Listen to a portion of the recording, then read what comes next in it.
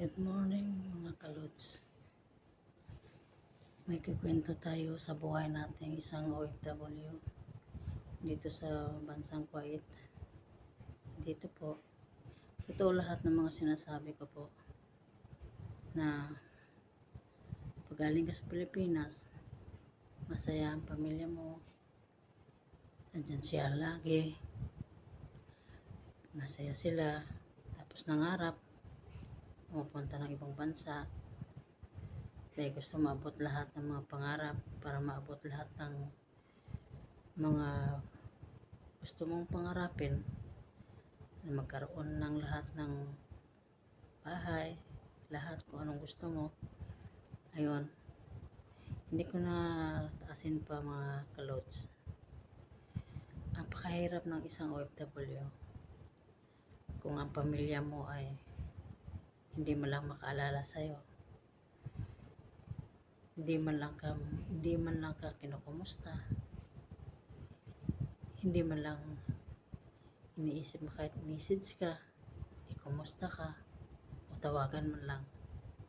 Napakahirap sa aming mga OFW, kaya kami nga tinatawag nila ay mga bayani, mga OFW.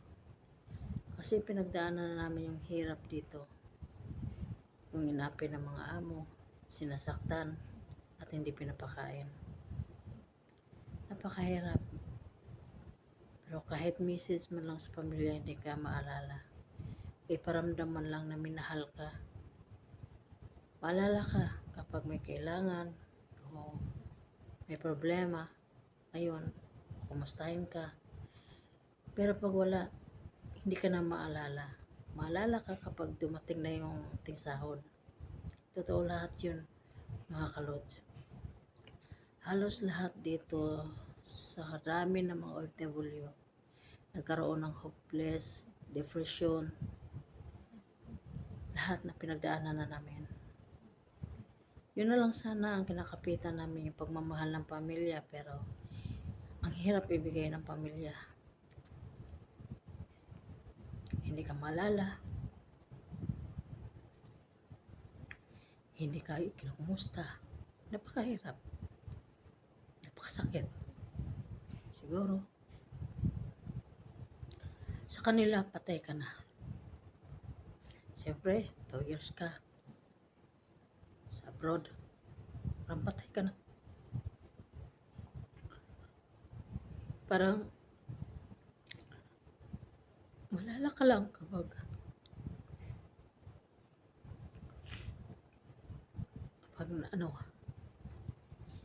kung dumating na yung ting sahod, kung may problema sila.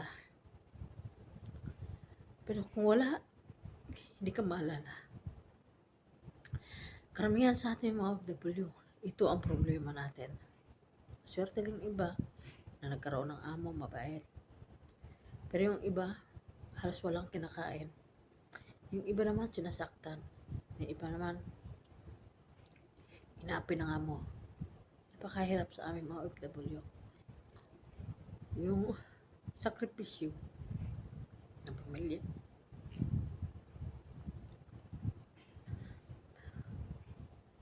Yun yung pakasakit.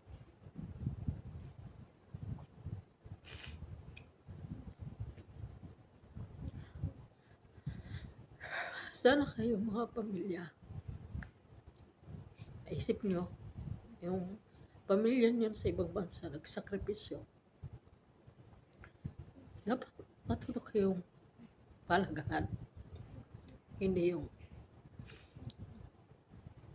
pag nawala na, tsaka kayo iyak pag namatay na.